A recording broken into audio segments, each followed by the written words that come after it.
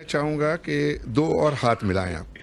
2 और हाथ जो है मैं सजेस्ट करूँगा आपकी जो है वो सबमिशन कि एक जो है हमारे पड़ोसियों से हाथ मिलाएँ जो आप जी, काम कर रहे हैं इसके ऊपर। जी, आई थिंक उसके भी जो है वो बहुत अच्छे नताइज आएँगे इंक्लूडिंग इंडिया मैं समझता हूँ। जी। और आप ये कर सकते हैं कि इंडिया के साथ भी जो है मामलात को ठीक करते हैं। बात कर रहे हैं कि पाकिस्तान के जो मौजूदा सियासी और मुआशी मसाइल है, अगर उसका हल करना है तो उसके लिए क्या करना होगा, किस किस को मिल बैठना पड़ेगा। पाकिस्तान के ताजर कहते हैं वो वज़ीर आज़म शहबाज शरीफ साहब तो जो हमारे मौजूदा वज़ीर आज़म हैं, वो गए हुए थे कराची और वहाँ पे तमाम जो बिज़नेस कम्युनिटी है और पर्टिकुलरली भारत के पाकिस्तान के एक मारूफ फ़ेमस बिज़नेसमैन है आरिफ हबीब, उन्होंने वज़ीर आज़म को मशवरा दिया। अब आप देखें इंडिया के $700 हमारे $10 भी नहीं है।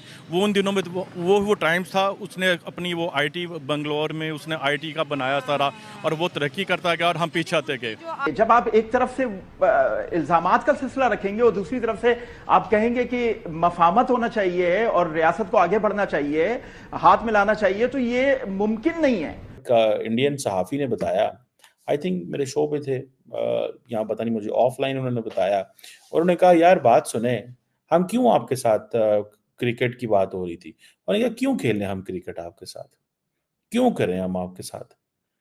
आप तो उस लेवल पे आपकी जो मीडिया है या आपके जो जो एडवर्टाइज़मेंट आपको मिलती नहीं है, तो हमें तो नुकसान होता है आपके साथ क्रिकेट खेलने का। कि हमारी लीडरशिप अच्छी होनी चाहिए, लीडरशिप आपको रास्ता दे, आवाम के लिए सहूलियात दे। अगर आप हमारे हमसाया मुल्क का जिक्र कर रही थी कि अनकरीब वो जापान को भी क्रॉस करने जा रहे हैं इकोनॉमिक्स में, तो देखें ना ये हमारे लिए अलमिया फ़िक्रिया है कि हमें भी सोचना चाहिए कि आपको आगे बढ़ने के लिए ताली हमेशा दो हाथ से बजती है, मफामत हमेशा दो तरफा होती है, एक तरफा नहीं होती।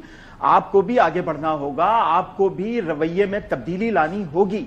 अगर आप रवैये में तब्दीली नहीं लाएंगे तो ये एक तरफा ही रहेगा। पर पाबंदियां लगाई में जाए अमेरिका खलो के, अमेरिका क्या चीज है? हाँ। वो अमेरिका क्या चीज है? Super power. वो कोई बात नहीं बेटा, सुपर पावर पाकिस्तान सबसे बड़ा सुपर पावर है। अच्छा। पाकिस्तानी फौज जो है ना दुनिया की सबसे बेहतरीन फौज है। अच्छा। और पाकिस्तान बेहतरीन ताकतवर मुल्क है इंशाल्लाह। जो वज़ीर आज़म खामोश हैं इसके ऊपर, उन्होंने कोई जवाब ही नहीं दिया। अच्छा वज़ीर आज़म खामोश है, ताजर कह रहे हैं वो करें, अब वो वज़ीर आज़म क्या बोले?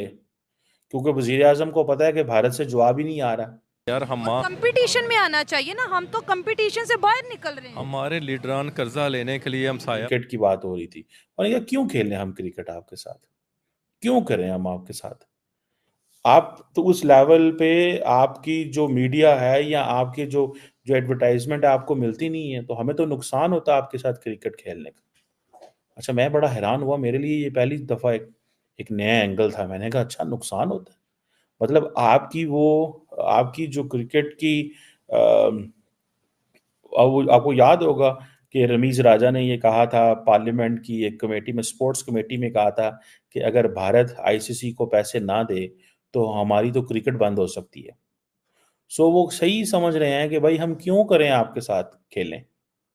अब ये जो क्वेश्चन है, ठीक है जी, कि पाकिस्तान के ताजर कहते हैं वो वज़ीर आज़म शहबाज शरीफ साहब तो जो हमारे मौजूदा वज़ीर आज़म हैं, वो गए हुए थे कराची और वहाँ पे तमाम जो बिज़नेस कम्युनिटी है और पर्टिकुलरली भारत के पाकिस्तान के एक मारूफ फ़ेमस बिज़नेसमैन है आरिफ हबीब, उन्होंने वज़ीर आज़म को मशवरा दिया, जो कि सारा इंडियन मीडिया में दिखाया गया, पाकिस्तान में दिखाया गया और ये बड़ी बढ़-चढ़ के बात हुई। और उसके जिसे वो कहते हैं ना जो वज़ीर-ए-आज़म खामोश हैं इसके ऊपर, उन्होंने कोई जवाब ही नहीं दिया। अच्छा वज़ीर-ए-आज़म खामोश है, ताजर कह रहे हैं वो करें, अब वो वज़ीर-ए-आज़म क्या बोले? क्योंकि वज़ीर-ए-आज़म को पता है कि भारत से जवाब ही नहीं आ रहा। सो हो अब हमारे बिज़नेसमैन क्या करते हैं, ये सारे पैम्पर्ड बिज़नेसमैन हैं। अब होता क्या है, हुकूमत इनको देती है सब्सिडीज़, हुकूमत इनको करती है पैम्पर, हुकूमत इनको करती देती है पैट्रनेज। हुकूमत नहीं चाहती, हुकूमत को कहते हैं, ये हुकूमत को ब्लैकमेल करते हैं हमारे बिज़नेसमैन, हम आपके लिए डॉलर लेके आ रहे हैं, हम आपके लिए डॉलर लेके आ रहे हैं। सो अब होगा क्या कि अगर हुकूमत इनके साथ मिलके इनको कहती है फ्री ट्रेड है जी, ठीक है जी, इंडिया के साथ, मुझे ऐसा लगता है कि पाकिस्तानी बिज़नेसमैन तो इंडियन मार्केट से काम ही नहीं कर सकता। वो काम इसलिए नहीं कर सकता क्योंकि हमारे लोगों को तो आदत ही नहीं है फ्री मार्केट में काम करने का। देखिए, ये जो फ्री मार्केट इकोनॉमी है ना, ये बड़ा जबरदस्त कॉन्सेप्ट है। आप जरा इसमें आप इसको जरा समझे तो सही। लेकिन हालात बहुत खराब है, इस हुकूमत के बस में कुछ नहीं है। ये हुकूमत 30 सीटों वाली हुकूमत है। हम अपने आप को धोखा दे दें, हम अपने आप को किसी और चक्कर में चले जाएं। ये हारे हुए लोग हैं जो जीत कर बैठे हुए हैं, इनके पास कख पल्ले नहीं, कोई रोड मैप नहीं, कोई पॉलिसी नहीं, कोई विजन। अफरान भाई आपके साथ 13 मिनट बात की है मैंने, 15 मिनट आखिर पर कामरान भाई 1 मिनट 15 मिनट बात की। अरे आपके साथ 15 मिनट बात की यार, मैं तो बोल ही नहीं रहा था भाई। बात तो आपसे हो रही, बात तो आपसे हो रही थी। 1 मिनट सिर्फ कामरान भाई, एक स्क्रीन टाइम मिला, स्क्रीन टाइम से वो जी भट्टी साहब, इन सारों को देखकर वो इफ्तिखार आरिफ साहब ये याद आ रहे हैं, हमारे बहुत ही इस अहद के एक अच्छे शायर और इज़हारुल हक साहब हमारे दरमियान हैं। उनकी इजाज़त से का इफ्तिखार आरिफ साहब का कि कहानी आप उलझी है कि उलझाई गई है, ये उकदा तब खुलेगा जब तमाशा खत्म होगा, बिखर जाएंगे हम जब तमाशा खत्म होगा, मेरे महबूब आखिर कब तमाशा खत्म होगा। ये तमाशे लगे हुए हैं। बरसों बाद आपने इतना अच्छा एनालिसिस किया, मैं आपको अप्रिशिएट करता हूं। इसलिए मैंने 3 की जगह आपको 5 मिनट दिए। देखें आप 21 पे आप खत्म हुए, 16 पे आप शुरू हुए थे। प्रोग्राम में बात चल रही है इस वक्त मौजूदा हुकूमत और जो तबाहकुन बहरान है उसका सामना और इस हुकूमत की क्रेडिबिलिटी। भट्टी साहब वो कह रहे थोड़ा तासुब है कि 50 साल में अगर आपको मौजूदा हुकूमत का, मौजूदा पार्टी पावर का कोई अच्छा काम नजर नहीं आया। आपको लगता है कि अच्छे काम थे माजी में, लेकिन अब गवर्नमेंट ये ऐसी आई है कि इनके लिए, इनके बस में कुछ नहीं। आपको भी लगता है इज़हारुल हक साहब की तरह कि 50 साल में कोई काम हुआ ही नहीं, 50 सालों में एक्चुअली? भाईजान उनकी राय का एहतराम है, सारे अच्छे काम उन्होंने किए, मैं मान लेता हूं, सब कुछ उन्होंने अच्छा किया। बात ही खत्म हो।